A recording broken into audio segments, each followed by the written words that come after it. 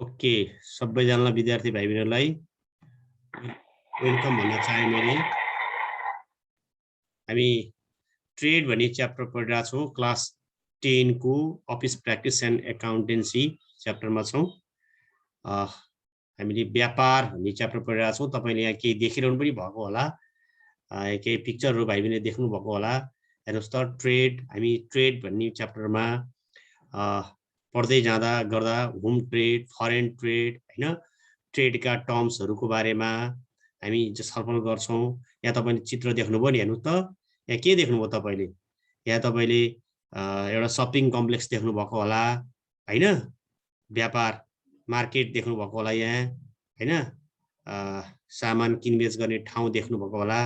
यही यसलाई हामी मार्केट भन्छौँ, सामान किनबेच गर्ने ठाउँ जहाँ बायर र सेलर भेट हुन्छ, हैन, सपिङ कम्प्लेक्स देख्नु भएको छ हो। अब ट्रेड भनेको के त? त्यही ट्रेडको बारेमा आज हामी छलफल गर्दैछौँ। ट्रेडको बारेमा छलफल गर्नुभन्दा अगाडि तपाईँहरूले चाहिँ यो च्याप्टर पढिसकेपछि भाइ बहिनीले के सिक्नुहुनेछ त? लर्निङ अब्जेक्टिभ के हो त? Upon completion of this chapter the student should be able to know the meaning, types and procedure or methods of trade, हैन। ट्रेड भनेको के हो, ट्रेड को टाइप्स कति, ट्रेडका प्रकारहरू के हुन्छन्, कति प्रकारका ट्रेड हुन्छन्, अनि एउटा ट्रेड कम्प्लिट गर्नको लागि कस्तो मेथड प्रयोग गर्नुपर्छ, ट्रेड कम्प्लिट गर्ने प्रोसिडियर के हो, यो विषयमा भाइ बहिनीले छलफल गर्नु, भाइ बहिनीलाई थाहा हुन्छ, सिक्नुहुनेछ यो च्याप्टर पढिसकेपछि।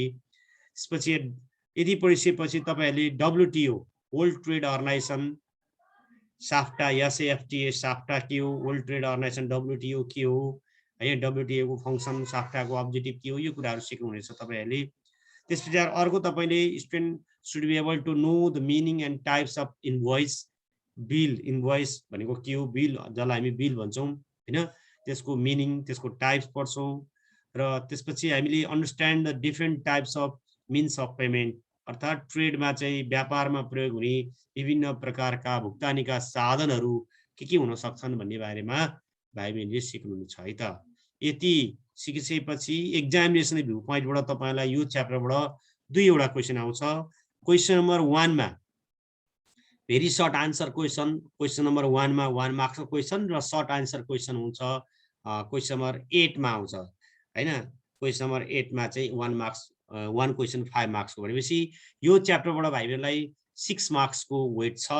6 मार्क्सको क्वेसन आउँछ दुईटा, एउटा भेरी सर्ट आन्सर क्वेसनमा क्वेसन नम्बर 1 मा आउँछ भने सर्ट आन्सर क्वेसनमा क्वेसन नम्बर 8 मा 5 मार्क्सको क्वेसन आउँछ। 5 मार्क्सको सर्ट आन्सर र भेरी सर्ट आन्सर 1 मार्क्सको एउटा, यसरी 6 नम्बरको क्वेसन यो च्याप्टरबाट भाइ बहिनीले एक्जाममा गर्नुहुनेछ है त।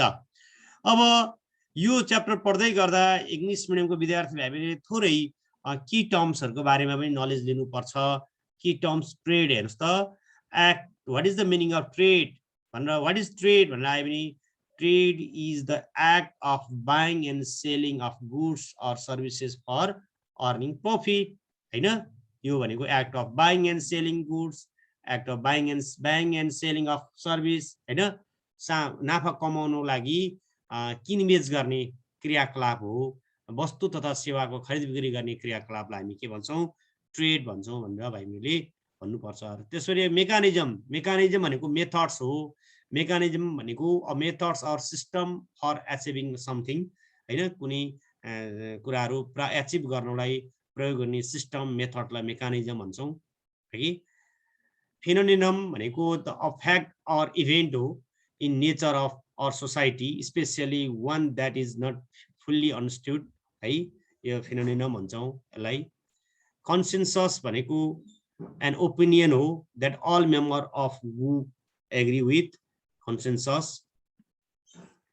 सक्सेसर भनेको a person thing that comes after somebody something else and takes their its place, successor, सफलता हासिल गर्ने, हैन। ट्यारिफ्स भनेको ट्याक्स, हैन, गभर्नमेन्टलाई ट्याक्स तिर्नुपर्ने हुन्छ, ट्यारिफ्स, शुल्क। Tariffs a tax that is paid on good and services coming into or out, going out of the country. यदि कुनै भन्सार भन्छ कि भन्सार शुल्क भन्छ यसलाई, हैन, एक्सपोर्ट इम्पोर्ट गर्ने बेलामा आफ्नो कन्ट्रीमा ल्याउने बेला, इन्ट्री गर्ने बेलामा र कन्ट्रीबाट बाहिर सामान पठाउने बेलामा गुड सर्भिस पठाउने बेलामा ट्याक्स जुन गभर्नमेन्टलाई तिर्ने ट्याक्सलाई हामी ट्यारिफ भन्छौँ, शुल्क भन्सार शुल्क, त्यसलाई ड्युटी कस्टम ड्युटी भन्छौँ, कस्टममा तिर्नुपर्ने charge. Implementation to make something that has been officially decided start to happen or be used, implementation कार्यान्वयन। फ्रेमवर्क भनेको a set of beliefs, ideas or rules that is use as the basis of making judgement and decision भनेको के रहेछ त framework रहेछ हो। भाइ बहिनीले यो च्याप्टर पढ्दै गर्दा इङ्ग्लिस मिडियमको विद्यार्थी भाइ बहिनीले विशेष गरी चाहिँ इङ्ग्लिस मिडियमको स्टुडेन्टहरूले चाहिँ यो की टर्म्सहरूको बारेमा बुझ्नुपर्छ ल, अनि मात्रै यो टर्म्सहरूमा बारेमा बुझ्यो भने यसलाई च्याप्टरका अन्य कुराहरू पनि सिक्न सहज हुन्छ हामीलाई। कि यदि बुझिसकेपछि अब going to discuss meaning of trade. Trade भनेको के हो त हैन, हामीले अघि नै पनि भन्यौँ, ट्रेड भनेको व्यापार भनेको act of buying and selling goods and services with the objective of earning profit is called trade हैन। नाफा कमाउने उद्देश्यले माल सामान अर्थात् सेवाको खरिद बिक्रीसँग सम्बन्धित क्रियाकलापलाई व्यापार भनिन्छ है। The act of buying and selling goods and services with the objective of earning profit is called trade.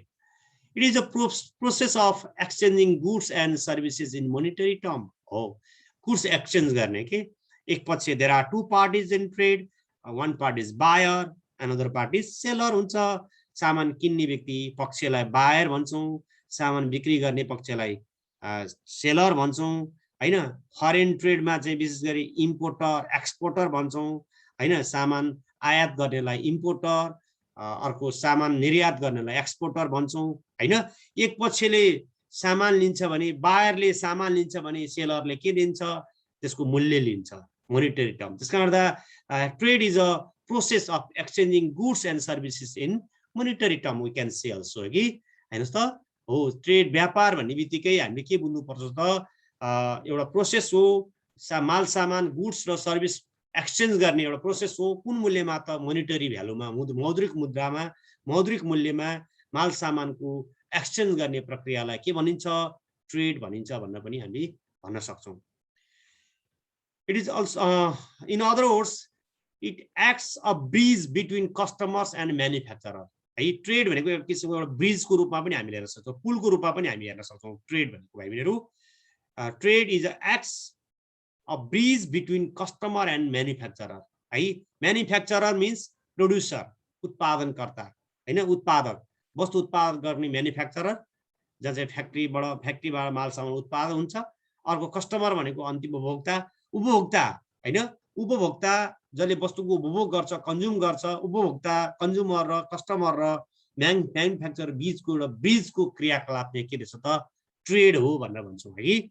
हेर्नुहोस् त यो क्रियाकलापमा के हुन्छ, the manufacturer or producer produces the goods, उत्पादकले वस्तुहरू के गर्छ, माल सामानहरू उत्पादन गर्छ, अनि then moves on to the wholesaler, त्यसपछि होलसेलरमा पठाउँछ, उत्पादकले होलसेलरलाई दिन्छ, होलसेलरले कसलाई दिन्छ, then to retailer and finally to the ultimate customer.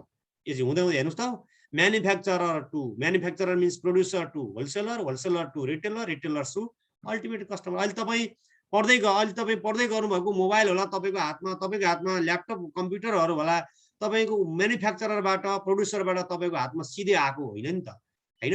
पहिला त्यो कम्पनीले बनायो हैन, त्यो डिभाइस तयार गर्यो, त्यो डिभाइस म्यानुफ्याक्चररबाट होलसेलरमा गयो, सप्लायर भन्छ त्यसलाई, सप्लायरमा डिलरमा गयो, त्यसपछि होलसेलर, त्यसपछि रिटेलर, त्यसपछि तपाईँको हातमा आएको हो नि त हो। त्यो भनेको व्यापारिक क्रियाकलाप सम्पन्न भएर कस्टमरले उपभोग गरिरहेछ। त्यसकारण गर्दा हामी के भन्छौँ भन्दा trade is a act of bridge between customer and manufacturer भनेर भन्न सक्छौँ। The people and organization involve in trade are called trader. जो चाहिँ ट्रेडमा इन्भल्भ हुन्छ नि, जो चाहिँ व्यापारमा इन्भल्भ हुन्छ नि, संस्था हुनसक्छ, व्यक्ति हुनसक्छ, व्यापारमा इन्भल्भ हुने पिपुल वा अर्गनाइजेसनलाई के भन्छौँ, दे आर ट्रेडर भन्छौँ, ट्रेडर व्यापारी। It is necessary to fulfil the demand of goods and services at national as well as international level हैन। राष्ट्रिय तथा अन्तर्राष्ट्रिय लेभलमा चाहिँ यो डिमान्ड माल सामान तथा सेवाको डिमान्डलाई फुलफिल गर्नलाई ट्रेडको अत्यन्तै जरुरी छ भनेर हामीले बुझ्नु पर्यो। तपाईलाई व्यापारको अर्थ के हो अथवा मिनिङ अफ ट्रेड भनेर आयो भने तपाईले यो कुराहरू लेख्नुपर्छ है त। यति बुझिसकेपछि हामीले according to the N Agrawal N अग्रवालको भनाइ पनि राख्न सक्छौं। Trade refers to the sales transfer or exchange of goods and services भनेर हामीले एन अग्रवालको भनाइ लेख्न सक्छौं। ट्रेड भनेको sales, trade refers to the sales transfer of goods of transfer or exchange of goods and services according to the N Agrawal भनेर हामी हेर्न सक्छौं है त। त्यसैगरी अब हामी के पढ्दैछौं अर्को ट्रेडको टाइप्स। हेर्नुस् त ट्रेडका प्रकार के हुन्छ त, ट्रेड कति किसिमको हुन्छ। हेर्नुस् त तपाईले पिक्चर देख्नु भयो होला भाइबहरुहरू। ट्रेडमा तपाईले देखिसक्नु भएको छ, एउटा होम ट्रेड अर्को फरेन ट्रेड। होम ट्रेडलाई पनि दुई भागमा विभाजन गर्न सक्छौं, wholesale trade, retail trade and foreign ट्रेडलाई हामी तीन भागमा विभाजन गर्न सक्छौं। फरेन ट्रेड थ्री टाइप्सको हुँदो रहेछ, import trade, export trade, interport trade भनेर भन्छ। हेर्नुस् त होम ट्रेडको लागि तपाईलाई एउटा पिक्चर नेपालको नक्सा तपाईलाई म्याप दिएको छु होम ट्रेडको लागि भने, यहाँ फरेन ट्रेडको लागि तपाईलाई एउटा ग्लोबल र नेपाललाई दिएको छ है। तपाईले यो पिक्चरबाट पनि केही बुझ्सक्नु भयो होला भाइहरु। हेर्नुस् त होम ट्रेड भन्नेबित्तिकै कुनै एउटा देशभित्र हैन, देशभित्र नै माल सामान खरिद बिक्री हुने क्रियाकलापलाई होम ट्रेड भन्छ भने एक देश र अर्को देश बीचको माल सामान किनिबेच हुने क्रियाकलापलाई फरेन ट्रेड भन्छ है त। यसको बारेमा हामी छलफल गर्दैछौँ भाइहरु।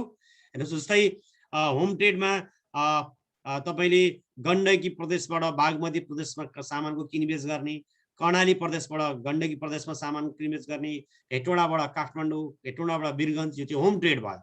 जस्तै नेपालबाट चाहिँ तपाईले नेपाल र चाइनाको ट्रेड, नेपाल र अमेरिकाको ट्रेड हैन, यो चाहिँ के हो त फरेन ट्रेड हो भन्ने कुरालाई हामीले सिम्पल एक्जाम्पल तपाईलाई चित्रबाट बुझाउन चाहे है त। यसको बारेमा हामी व्याख्या गर्दैछौँ। अब हेर्नु होला home trade, what is the meaning of home trade है त भाइहरु। Home trade is also called internal trade है, नेशनल ट्रेड पनि भन्छौँ। Domestic trade, internal trade, domestic trade, national trade, home trade all are same meaning. स्वदेशी व्यापार भन्छौँ नेपालीमा चाहिँ।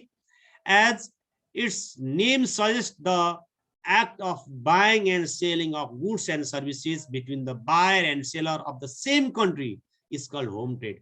You must careful about same country भाइहरु। country same country भन्ने कुरा तपाईले एकदमै बुझ्नु पर्यो है। एउटै देशभित्र यो तपाईलाई यति कुराहरु तपाईले बुझ्नु होला। सेम country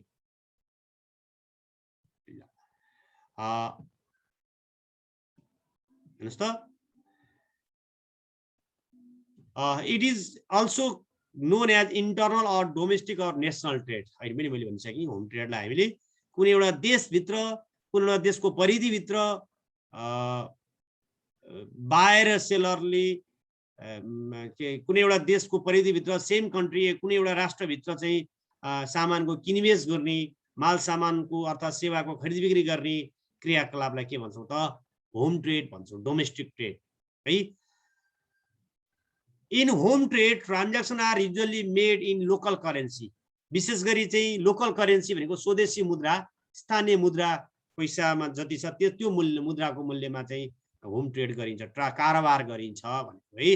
जस्तै नेपालको कन्टेक्स्टमा नेपाल जस्तै तपाईले हेटौडा र काठमाडौँ बीचको व्यापार गर्नुभयो भने तपाईको नेपालको करेन्सी रुपैयाँमा कारोबार गर्नुहुन्छ नि त हैन, त्यो भन्नु भनेको।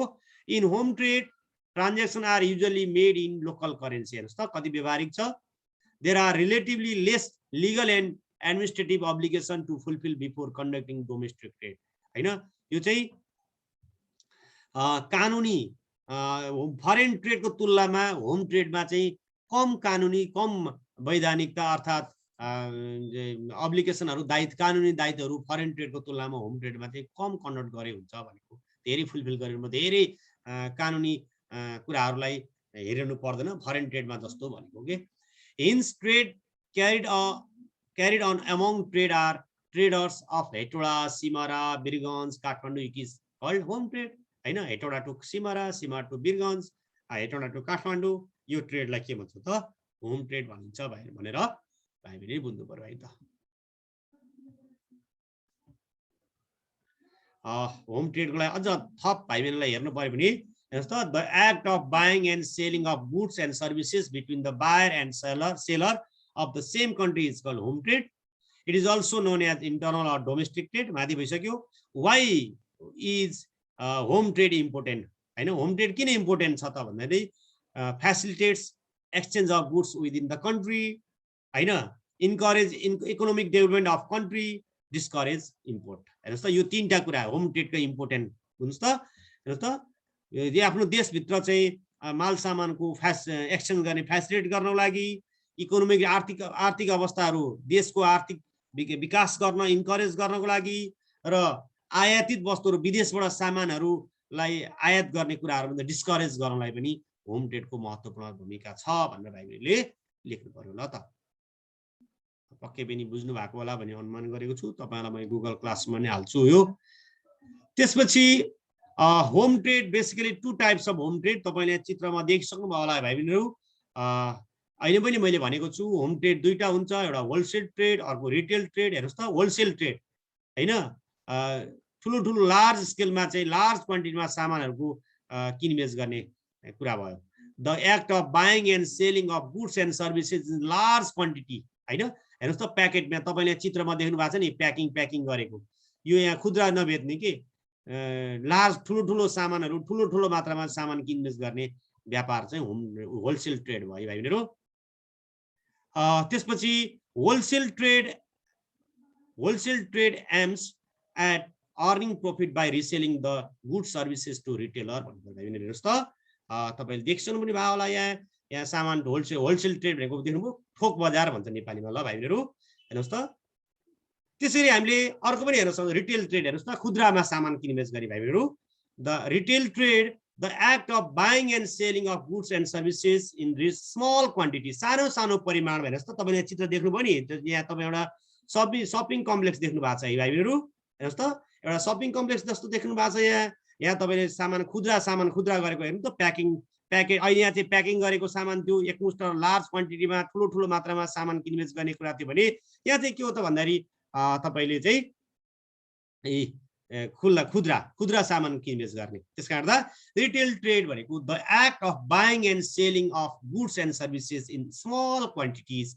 Retail trade aims at earning profit by purchasing goods and services from wholesaler and sell them to the final customer. है त भाइ बहिनीहरू, यसरी रिटेल ट्रेड सानो परिमाणमा सामानको किनबेच गर्ने बजारलाई व्यापारलाई रिटेल ट्रेड, ठुलो मात्रामा एकमुष्ट नाफा कमाउने चाहिँ दुबईको ट्रेडको उद्देश्य नाफा कमाउने हो. ट्रेड भनेको टु अर्न मेक प्रॉफिट है, नाफा कमाउने हो. सेवा दिने उद्देश्यले ट्रेड व्यापार गरिँदैन, नाफा कमाउने उद्देश्य हुन्छ. दुबईको उद्देश्य अब्जेक्टिभ भनेको अर्निङ प्रॉफिट हो. तर होलसेल ट्रेड भनेको ठुलो मात्रामा सामान किनबेच गर्ने हो भने रिटेल ट्रेड भनेको स्मल स्केलमा सामानको किनबेच गर्ने भन्ने कुरालाई बुझ्नुपर्छ भाइहरू. यसरी हामीले होम ट्रेड स्वदेशी व्यापारलाई हामीले 2 भागमा विभाजन गर्न सक्दा रहेछौँ भन्ने कुरा हामीले यति बुझ्नुपर्छ.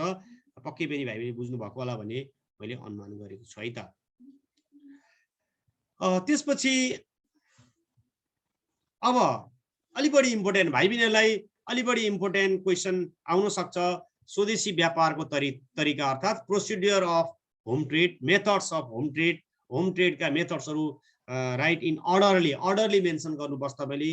अर्डरली भनेको तपाईँले क्रमबद्ध रूपमा लेख्नुपर्छ. हेर्नुहोस् है, तपाईँले मेथड्स अफ होम ट्रेडको भनेर क्वेसन आयो भने चाहिँ अर्डरली मेन्टेन गर्ने मेन्सन. पहिला इन्क्वायरी, त्यसपछि कोटेसन, यो सिरियल वाइज लेख्नुपर्छ भनेको है. तपाईँले यताउता लेख्नु मिल्दैन. पहिला इन्क्वायरी लेख्ने, त्यसपछि रिसिभ अफ गुड्स, त्यसपछि पर्चेज अर्डर, त्यसपछि क्यारेज गुड्स लेख्नु मिल्दैन. तपाईँले सिरियल लेख्नुपर्छ. एक्जाममा तपाईँलाई 5 वटा आउँछ होइन. तपाईँलाई write the procedure of home trade orderly mention भनेर आउँछ. क्रमबद्ध रूपमा लेख्नुहोस्, सिरियल्ली लेख्नुहोस् भनेर आउँछ. तपाईँले inquiry, quotation, purchase order, confirmation letter, collection of goods होइन, प्याकिङ अफ गुड्स, यो यसरी सिरियल लेख्यो. तर तपाईँलाई 5 वटा आयो भने तपाईँले सुरुदेखि फर्स्टको 5 वटा लेखे पनि भयो, अथवा सेकेन्डदेखि 6 सम्म लेखे पनि भयो, थर्डदेखि 7 सम्म लेख्ने पनि हो. तर अर्डरली लेख्नुपर्छ. तर एक्जाममा चाहिँ सकेसम्म म सजेस्ट के गर्छु भने फर्स्ट 5 लेख्नुहोस् है, 5 वटा पोइन्टको डिलिङ गर्ने ल. यो अर्डरली मेन्टेन गर्नुपर्छ। तपाईँलाई यसरी यो चाहिँ इङ्ग्लिस मिडियमबाट साभार गरेको हो, म यसरी इङ्ग्लिस मिडियम के हो तपाईँहरू यसरी तपाईँले inquiry, quotation, purchase order, confirmation letter, collection of goods होइन, packing of goods, preparation of invoice, delivery of goods, receive of goods, carriage of goods भनेर तपाईँले यसरी पढ्ने है त। पहिलो हेर्नुहोस् त इन्क्वायरी गर्नु पर्यो। अब हामीले सामान इन्क्वायरी कसले गर्छ होला? पहिला सुरुमा हामीले भन्यौँ नि होम ट्रेड भनेको the act of buying and selling of goods and services between buyer and seller within same country भनेको होम ट्रेड भन्यो भनेपछि बायर र सेलर बिचको एउटा सामान किनबेच गर्ने एक्ट हो भनेपछि सोधपुछ गर्नु पर्यो नि। पहिलो मेथड के छ? इन्क्वायरी रहेछ। हेर्नुहोस् त के विषयमा सोधपुछ गर्छ होला उसले होइन? उसले क्वालिटीको उसलाई सामान कति चाहिएको छ होइन, क्वालिटी कस्तो चाहिएको, डिस्काउन्ट छ कि छैन, क्रेडिट फेसिलिटी उधारो छ कि छैन होइन, ट्रान्सपोर्टेसन फेसिलिटी के हो, पैसा कसरी पेमेन्ट गर्ने, यो सम्पूर्ण कुराहरू सोधपुछ गर्छ उसले। त्यसै inquiry is the first methods of home trade है भाइ बहिनीहरू। हेर्नुहोस् त इन्क्वायरी सोधपुछ it is the initial step of home trade. हेर्नुहोस् होम ट्रेडको पहिलो स्टेप के रहेछ भन्दा it is the initial step of home trade where buyer makes the inquiry about quality, quantity, discount, credit facility, transportation facility, mode of payment, of prospective goods and services. Inquiry can be made by letter, email, newspaper. है हो अब inquiry कसले गर्छ होला? पक्कै पनि inquiry कसले गर्छ? जसलाई सामान चाहिएको छ उसले गर्यो नि, बायरले गर्छ। अब बायर इन्क्वायरी गर्नु पर्यो पहिला, सामान छ कि छैन, उसलाई कस्तो सामानको आवश्यक परेको, कति परिमाणमा सामान चाहिएको, डिस्काउन्ट छ कि छैन, क्रेडिट फेसिलिटी उधारो छ कि छैन, ट्रान्सपोर्टेसन फेसिलिटी के हो होइन, कसरी सामान उसले पाउने हो र उसको पेमेन्ट कसरी गर्ने हो, मोड अफ पेमेन्ट होइन। यो इन्क्वायरी कसरी गर्छ? लेटर, चिठी पत्र, चिठी लेखेर पनि इन्क्वायरी गर्न सकिन्छ होइन, न्युज पेपरको माध्यमबाट, इमेलबाट, प्राय गरेर अहिले अब फोनबाट टेलिफोन गरेर इन्क्वायरी गर्न सकिन्छ भनेको है पहिलो स्टेप।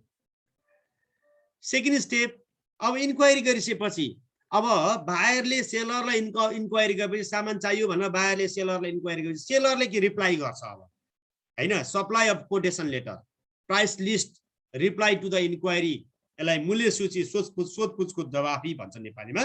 अब उसले supply of enquiry letter sorry quotation letter, कोटेसनको के अर्थ? कोटेसन पठाइदिन्छ, मसँग तपाईँलाई आवश्यक परेको सामान मसँग यो सामान छ होइन, तपाईँलाई यो सामान चाहिएको भने म तपाईँलाई 1-2% छुटमा अथवा तपाईँलाई यदि यो मितिमा 1 दिनभित्रमा तपाईँलाई म सामान पठाउँछु भनेर उसले एउटा लेटर पठाउँछ, त्यसलाई हामी के भन्छ? कोटेसन लेटर भन्छ, मूल्य सूची सहितको।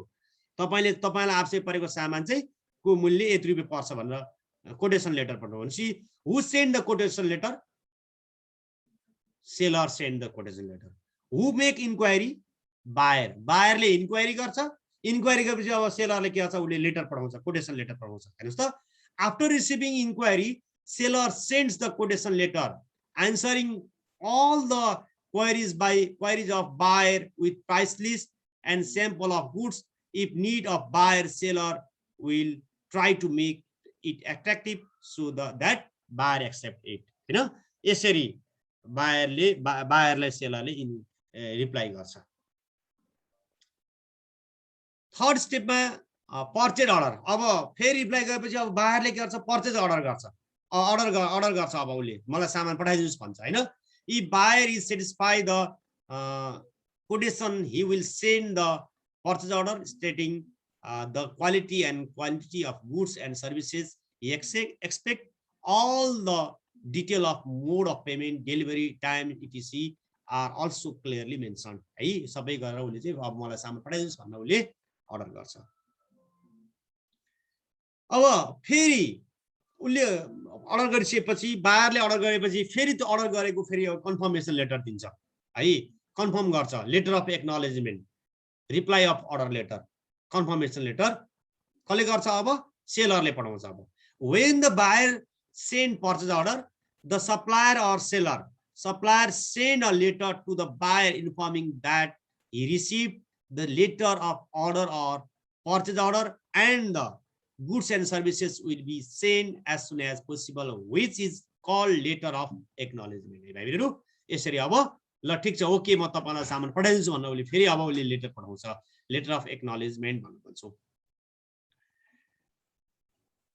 कलेक्सन अफ गुड्स, अब सामान जोड जम्मा गर्नु पर्यो नि सेलरले। फेरि अब तब सामान पठाउने भन्यो, सेलरले सामान पठाउने भने बायरलाई पठाउँछु भने चाहिँ अब माल सामानको सङ्कलन गर्छ उसले यसरी प्याकिङ। अब माल सामानको कहाँबाट अब उस आफैसँग छ भने गोदाममा छ भने गोदामबाट ल्याउँछ, आफूसँग छैन भने बाहिरबाट अन्य सप्लायरसँग उसले कन्सल्ट गरेर ल्याउँछ र उसले कलेक्सन अफ गुड्स माल सामानको सङ्कलन गर्छ। After writing the letter of acknowledgement to the buyer, the supplier then begins to collect the goods for dispatch or delivered. The goods can be managed from one warehouse or collect from other supplier, हैन? यसरी उले collection गर्छ। Collection गरिसकेपछि अब माल सामानको packing गर्छ उले, अब हैन कलेक्सन गर्छ उले, अब बायरलाई दिएको त्यो प्याकिङ गर्छ, प्याकिङ अफ गुड्स कसले? सेलरले। After collection of goods they are packed in appropriate package starting stating the name and address of the buyer along with the quantity of goods and precaution are to be taken, हैन? यो सबै कुराहरु लेखेर बायरको address, बायरको नाम, quantity सबै कुराहरु राखेर उले प्याकिङ गर्छ र जसले गर्दा सामान चाहिँ सुरक्षित रूपमा बायरको हातमा पुगोस् भनेर है। अब त्यो पछि अब बिल तयार गर्नु पर्यो नि त, सित्तैमा पठाउनु त होइन। प्रिपरेसन अफ बिल, फेरि अब बिलको तयारी गर्छ कसले? सेलरले। When goods are packed and ready for dispatch, सामान पठाउन रेडी भएपछि the supplier or seller prepares the invoice, भनेको बिल तयार गर्छ। It contains the name, quantity, price, discount, carriage charge, mode and time of payment etc. यो सबै कुरा राखेर उले के गर्छ? बिल बनाउँछ। सामानको मूल्य, सामानको प्राइस, जसलाई भन्छौं नेम, क्वान्टिटी सबै राखेर उले बिल तयार गर्छ। अब माल सामानको ढुवानी पठाउनु पर्यो, कसलाई पठाउने, को मार्फत पठाउने? ट्रान्सपोर्टेसन कम्पनीमा जान्छ उले। अब बायर सेलरले delivery or dispatch or transportation of goods, माल सामानको ढुवानीको साधन खोज्छ उले है, ट्रान्सपोर्ट कम्पनीमा जान्छ। Now the goods are delivered to the transport company for being send to the buyer. तपाई हेटौडामा हुन्छ, काठमाडौँमा सामान तपाई अर्डर गर्नुहुन्छ भने काठमाडौँबाट अब ट्रान्सपोर्ट कम्पनी मार्फत हाम्रो हातमा के रे हाम्रो कम्पनीमा सामान आइपुग्छ। जस्तै सी क्यारियर, भूमि विमान विभिन्न छ नि हैन, कम्पनीहरुमा जान्छ उले र उले सामान पठाउँछ। त्यहाँ ट्रान्सपोर्ट कम्पनीलाई जिम्मा लाउने। अब रिसिभ अफ गुड्स है, अब ट्रान्सपोर्ट कम्पनीले गुड्स, हामीले ट्रान्सपोर्ट कम्पनीलाई कन्सल्ट गर्छ सेलरले, अनि सेलरले ट्रान्सपोर्ट कम्पनीले अब मार्फत ट्रान्सपोर्ट कम्पनीले चाहिँ सेलर मार्फत गुड्स रिसिभ गर्छ। After receiving the goods the transportation company issue the bill of lading to the seller after verifying the goods as per invoice. Bill अनुसारको सामान मैले रिसिभ गरेँ भनेर ट्रान्सपोर्ट कम्पनीले अब एउटा बिल अफ ल्याडिङ इस्यु गर्छ, जसलाई हामीले ट्रान्सपोर्ट कम्पनीले क्यारियरले सामान प्राप्त बुझेको भन्ने एउटा चिठी अथवा बिल अफ ल्याडिङ भन्छ, त्यसलाई बिल्टी भन्छ, बिल्टी तयार गर्छ। त्यसपछि सामानको ढुवानी गर्छ, क्यारिज अफ गुड्स है। The shipping company or transportation company carriage the goods to the buyer place as per the instruction provided by the supplier seller. The transport company is held responsible for any loss or damage in the transit, हैन? Transport कम्पनीले त्यहाँ भएको ड्यामेजहरु, ट्रान्जिटमा भएको बाटोमा भएको ड्यामेजहरु transport कम्पनीले चाहिँ response लिन्छ हैन, र उले सामानको ढुवानी गर्ने भो। यसरी तपाईलाई 10 वटा प्वाइन्ट मैले दिए। यो प्वाइन्टमा तपाईको डिलिङ गर्नुपर्ने हुन्छ हैन। परीक्षामा चाहिँ 5 वटा डिलिङ गर्ने कुराहरु क्वेशन अलि बढी इम्पोर्टेन्ट छ, राम्रोसँग ध्यान दिनु होला भाइहरु। र अब तपाईले, हामीसँग समय पनि एकदमै कमै छ, तपाईले यो term and condition of home ट्रेडको टर्म एन्ड कन्डिसन के हो भन्ने कुराहरु जान्नु पर्छ। To avoid the future disputes, भविष्यमा चाहिँ डिस्प्युट नआओस्। And disagreement, there are some issue which are to be made clear by supplier and buyer before starting the procedure of home trade is called term and condition of home trade भन्नु पर्यो। अनि dispute नआओस् हैन, अवरोध नआओस्, डिसएग्रीमेन्ट नहोस् भनेर चाहिँ व्यापारमा त्यस्तो नहोस् भनेर बायर र सेलर बीच एउटा एग्रीमेन्ट गरिन्छ, त्यसलाई टर्म एन्ड कन्डिसन भनिन्छ। Before hand discussion of this matter help in running the trade without any obstruction. यसभित्र चाहिँ टर्म एन्ड कन्डिसनमा mode of payment, term of payment, means of transportation, credit facility, quantity, quality, पुरा सबै कुराहरु लेखिन्छ। र document के युज हुन्छ त? यो डकुमेन्ट युज इन होम ट्रेडमा युज हुने डकुमेन्टहरु के हो? Letter of inquiry, quotation letter, letter of order हैन, letter of acknowledgement, bill of lading, invoice and receipt of goods, यो सबै होम ट्रेडमा युज हुने डकुमेन्टहरू हुन् भन्ने कुरा हामीले जान्नु पर्यो। र यदि जाँदा तपाईलाई मैले आज 3 वटा क्वेशन दिन्छु, सरी 4 वटा क्वेशन दिन्छु। सबैले 4 वटा क्वेशनको आन्सर तपाईले लेख्नु होला भाइबीहरु। What do you mean by home trade, what do you mean by trade, sorry what do you mean by trade, trade भनेको के हो, अनि व्हाट इज होम ट्रेड भनेको के हो, explain in brief about the types of home trade, हैन home ट्रेडका प्रकारहरु बारेमा लेख्नु, होलसेल ट्रेड र रिटेल ट्रेडको बारेमा लेख्ने। अनि explain in brief the procedure of home trade को प्रोसेसहरु लेख्नु होला। Mention briefly about the term and condition of home ट्रेडमा प्रयोग हुने टर्म एन्ड कन्डिसनहरु के को छोटकरीमा लेख्ने। Mention about the document of home trade को डकुमेन्टहरु लेख्नु होला है त। थ्यांक यू सो मच भाइ बहिनीहरु सबैजनालाई। हजुर